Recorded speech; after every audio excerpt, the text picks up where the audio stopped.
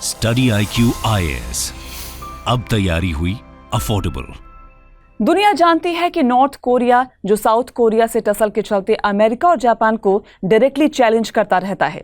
इसके पीछे रशिया और चीन का उसे मिल रहा बैकअप है। बट आज वो टाइम आ गया है जब रशिया को नॉर्थ कोरिया के सपोर्ट की जरूरत है। यूक्रेन वॉर के चलते रशिया कई फ्रंट पर अकेला होता जा रहा है। वेस्टर्न कंट्रीज के oppose sanctions and president Putin के अगेंस्ट अरेस्ट वारंट के बीच उसे याद आई एक ऐसे फ्रेंड की जो फ्रॉम मेनी इयर्स आइसोलेशन में है। 12 सितंबर को नॉर्थ कोरिया के डिक्टेटर और रशियन प्रेसिडेंट व्लादिमीर पुतिन के बीच हुई मीटिंग में क्या क्या हुआ एंड इसके पीछे रिपरकशंस क्या होंगे, we are going to tell you.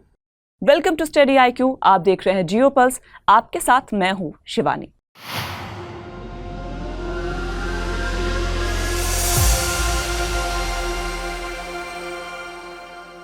North Korea के तानाशाह किम जोंग उन की हर बात, हर मूव न्यूज होती है।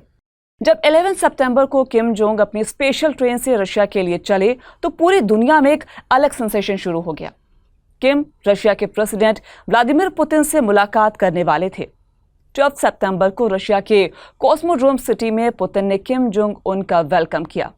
मोर देन 5 आवर्स तक चली इस मीटिंग के बाद किम जोंग उन ने रशिया के यूक्रेन पर किए गए अटैक को सीक्रेट वॉर डिक्लेयर कर दिया। किम ने इस वॉर में रशिया को अनकंडीशनल सपोर्ट अनाउंस कर इंटरनेशनली टर्ब्यूलेंस क्रिएट कर दिया है।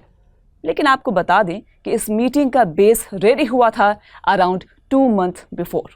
रशिया के डिफेंस मिनिस्टर सर्गेई शोइगु जुलाई में प्योंगयांग गए हुए थे। 1991 के बाद इन 32 ईयर्स वो पहले रशियन डिफेंस मिनिस्टर थे जो प्योंगयांग पहुंचे थे। इट मीन्स कि इस मीटिंग के मिनट टू मिनट 2 महीने पहले ही डिसाइड हो चुके थे। Big thing is that North Korea Russia को न केवल इंटरनेशनल फोरम पर डिप्लोमेटिकली सपोर्ट करेगा बल्कि उसे आर्म्ड एंड एम्यूनिशन भी सप्लाई करेगा। एक्चुअली यूक्रेन वॉर को स्टार्ट हुए 18 मंथ्स हो चुके हैं। यूक्रेन को America, European Union, Britain, Germany, Poland, Netherland and many other countries are providing weaponries to fight against Russia. But on the other hand Russia को अब तक किसी कंट्री से ऐसा सपोर्ट नहीं मिल रहा है।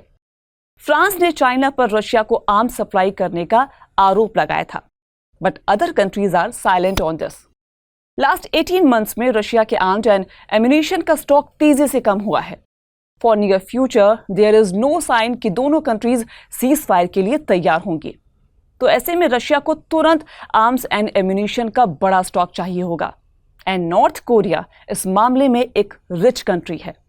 North Korea is the synonym of weapons. North Korea की डिफेंस इंडस्ट्री की प्रोडक्शन कैपेसिटी बहुत ज्यादा है और सबसे बड़ी बात कि वो खुलकर रशिया को सपोर्ट कर सकता है। उसके लिए ये वर्ल्ड कम्युनिटी स्पेशली अमेरिका को टीज करने का ये एक बहुत बड़ा मौका होगा।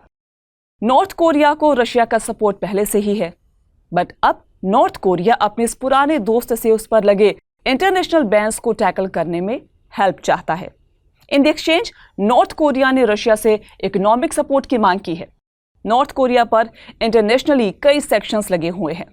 रशिया की ये वेपन्स की डिमांड नॉर्थ कोरिया के लिए डिप्लोमेटिकली आइसोलेशन को ब्रेक करने वाली प्रूव हो सकती है। North Korea United Nations and West World के सेक्शन से निकलना चाहता है जिसमें रशिया उसकी हेल्प कर सकता है in exchange. Although due to Ukraine war Russia पर भी मल्टीपल सेक्शंस लगाए गए हैं, बट रशिया नॉर्थ कोरिया को सपोर्ट करने में कैपेबल है। रशियन प्रेसिडेंट पुतिन और किम जोंग उनकी ये मीटिंग जिस लोकेशन पर हुई वो भी इस मीटिंग का बड़ा एजेंडा था।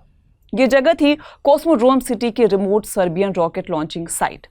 इसके पीछे सिर्फ ये रीजन नहीं था कि ये हाई सिक्योरिटी एरिया था, बल्कि रीजन ये था कि बैलिस्टिक और इंटरकॉन्टिनेंटल मिसाइल्स बनाने वाला नॉर्थ कोरिया अब सैटेलाइट प्रोडक्शन और लॉन्चिंग प्रोजेक्ट स्टार्ट करना चाहता है।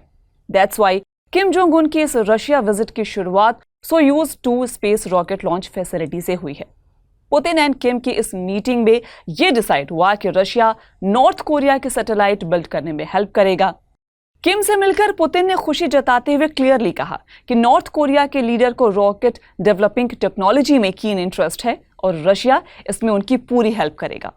ऑल्दो रशिया का मून मिशन लास्ट मंथ ही फेल हुआ है एंड रशिया खुद भी स्पेस एक्सप्लोरेशन में अपनी सोवियत यूनियन एरा वाली प्रेस्टीज वापस चाहता है। दोनों लीडर्स की मीटिंग रशिया और नॉर्थ कोरिया ही नहीं बल्कि पूरे वर्ल्ड के लिए भी फॉरमोस्ट थी। Kim Jong Un after Covid pandemic first time north Korea से बाहर आए और रशियन प्रेसिडेंट जो इस टाइम अपने अगेंस्ट जारी अरेस्ट वारंट के चलते कंट्री से बाहर नहीं जा रहे थे, दोनों की मीटिंग इंपॉर्टेंट होनी ही थी। यूएसए नॉन स्टॉप इस मीटिंग को अपोज कर रहा था। किम जोंग के नॉर्थ कोरिया में स्पेशल ट्रेन में बैठने के साथ ही इसकी शुरुआत भी हो गई थी। यूएसए डे 1 इट मींस जिस दिन ये क्लियर हुआ कि किम जोंग उन रशिया के लिए निकल रहे हैं, वो दोनों कंट्रीज के बीच वेपन्स की डील की बात कर रहा है। यूएसए ये भी क्लेम करता रहा है कि नॉर्थ कोरिया ने लास्ट ईयर भी रशिया को रॉकेट एंड मिसाइल सप्लाई की है। दो ऐसी कंट्रीज ने जो इस टाइम इंटरनेशनल लेवल पर कई रेजिस्टेंस एंड सेक्शंस एक साथ एनकाउंटर कर रही हैं, एक दूसरे का सपोर्ट करके कई मैसेजेस एक साथ कन्वे किए हुए हैं। रशिया एंड नॉर्थ कोरिया दोनों ही यूएसए के डोमिनेंस के अगेंस्ट रही हैं। ऐसे में दोनों ने एक तरह से यूएसए को प्रोवोक करने का काम भी किया है। इस मीटिंग से जस्ट एक दिन पहले ऑन ट्यूसडे यूनाइटेड नेशंस में यूएसए ने एक बार फिर कंसर्न रेज किया। यूएसए इस मीटिंग को यूक्रेन वॉर के लिए one big and bad move बता रहा है। यूएसए इवन थिंक कि नॉर्थ कोरिया के वेपन एक्सपर्ट्स को वो रशिया ऑक्यूपाइड यूक्रेन भी भेज सकता है। नॉर्थ कोरिया ने अपनी वेपन पावर को इस मीटिंग से पहले ही प्रूव भी किया। एक्चुअली इस मीटिंग से जस्ट पहले साउथ कोरिया ने ईस्ट सी में 2 short range ballistic missile launch detect किए थे। नॉर्थ कोरिया के सुनन एरिया से ईस्ट सी में लॉन्च की गई इन मिसाइल्स की टेस्टिंग वर्ल्ड को नॉर्थ कोरिया का एक मैसेज भी था कि किम जोंग उन कहीं भी हो वो मिसाइल टेस्टिंग लॉन्चिंग का काम नहीं रोकते। On the other hand western countries ने इसे पीस एंड प्रॉस्पेरिटी के लिए एक सिग्निफिकेंट हार्म माना है। किम जोंग उन का रशिया जाना, जहां वर्ल्ड पॉलिटिक्स में गेम चेंजर साबित हो सकता है, कैसे, इसे समझने के लिए नॉर्थ कोरिया एंड रशिया के रिलेशनशिप को समझना बेहद जरूरी है। Let me tell you the timeline of Korean war from mid 1950s to 1960s. Soviet Union help North Korea but Kim second Sung ने pro Soviet and pro Chinese factions को sideline करने का काम किया, जो सोवियत यूनियन को बिल्कुल पसंद नहीं आया। नॉर्थ कोरिया ने 1970s में चाइना एंड सोवियत यूनियन के बीच की राइवलरी का फायदा उठाया एंड दोनों से अपने प्रॉफिट के लिए डील की। नॉर्थ कोरिया ने खुद को इन दोनों से अलग इंडिपेंडेंट आइडेंटिटी बनाने की भी कोशिश की, बट ऐसा हो नहीं पाया। इन 80s मिखाइल गार्बाचेव के पावर में आने के बाद सोवियत यूनियन ने साउथ कोरिया को फेवर एंड नॉर्थ कोरिया को दी जाने वाली एड को कम करने की शुरुआत भी की। साउथ कोरिया भी सोवियत यूनियन से दोस्ती में इंटरेस्ट दिखाने लगा था।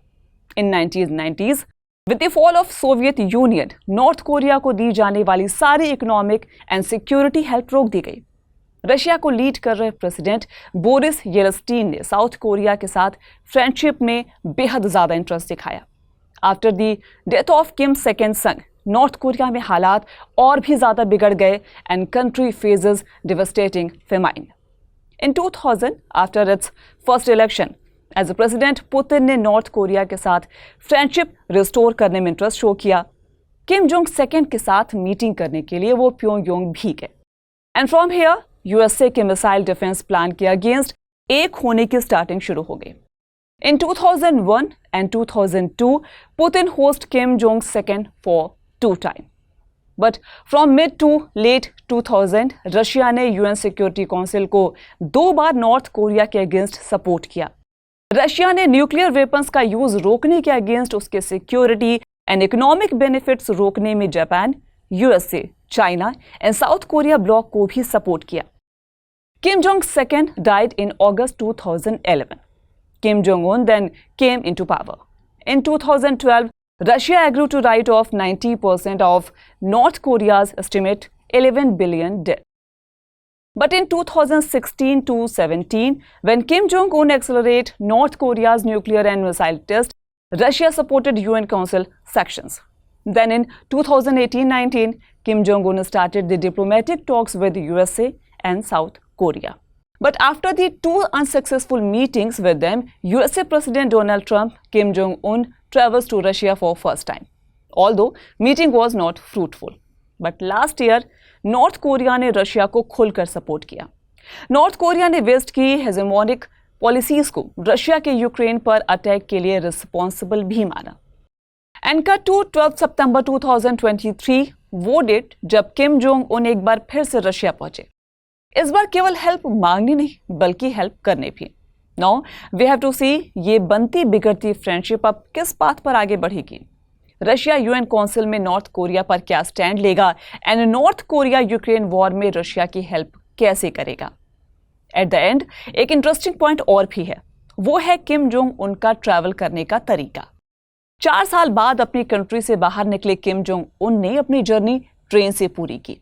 उनकी ये ट्रेन कोई नॉर्मल ट्रेन नहीं थी बल्कि हाईली सिक्योर्ड एंड वेपन से लैस ट्रेन है। किम के फादर एंड ग्रैंडफादर भी इसी ट्रेन से ट्रैवल किया करते थे। Kim Jong Un normally by air travelling को अवॉइड भी करते हैं।